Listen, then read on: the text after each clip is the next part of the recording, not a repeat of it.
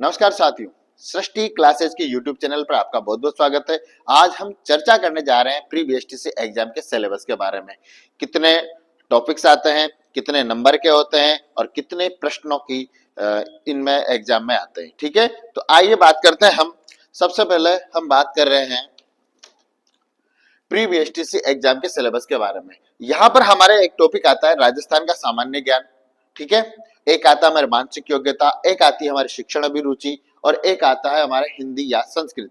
ये जब BSTC exam का फॉर्म हम भर रहे होते हैं उस समय पर स्टूडेंट्स को चूज करना रहता है अपनी लैंग्वेज, जिसमें या तो वो हिंदी चयन करता है या फिर वो संस्कृत चयन करता है। जो बच्चे हिंदी चयन करते हैं वो एग्जाम में भी हिंदी का ही पेपर देते हैं। ठीक है, या संस्कृत जो चयन करते हैं वो संस्कृत का पेपर देते हैं। ठीक है, और फिर हमारी एक लैंग्वेज आती है हमारी इंग्लिश।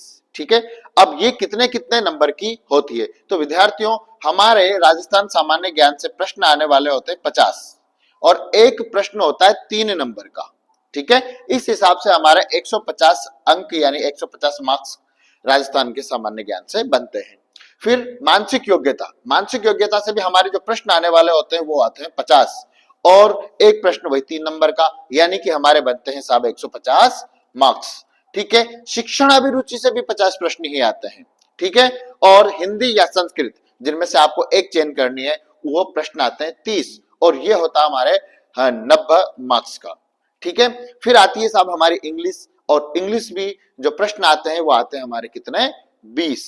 ठीक है, और एक प्रश्न वही 3 नंबर का, यानी कि हमारे इसके बनते हैं 60 मार्क्स यानी कि 60 मार्क्स। ठीक है, और ऐसे करके हमारे टोटल जो बीएसटीसी एग्जाम में क्वेश्चन आते हैं वो आते हैं साहब हमारे 200 क्वेश्चन, और ऐसे करके ये हमारे हो जाते हैं 600 नंबर के प्रश्न।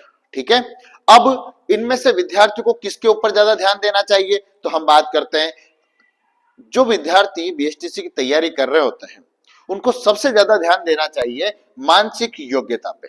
ठीक है, मानसिक योग्यता पे, शिक्षण अभिरुचि पे। शिक्षण अभिरुचि में जो प्रश्न आते हैं वो व्यवहारात्मक होते हैं। ठीक है, उसके बाद में अगर हम बात करें तो हिंदी।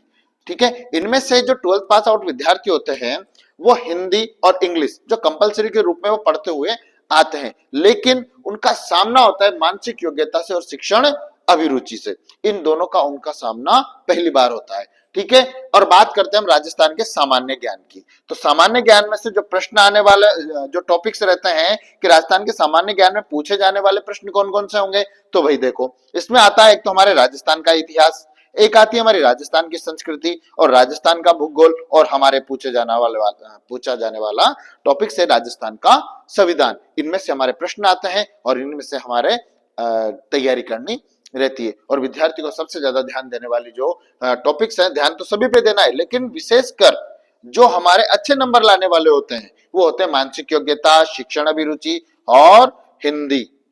ठीक है, राजस्थान सामान्य ज्ञान भी एक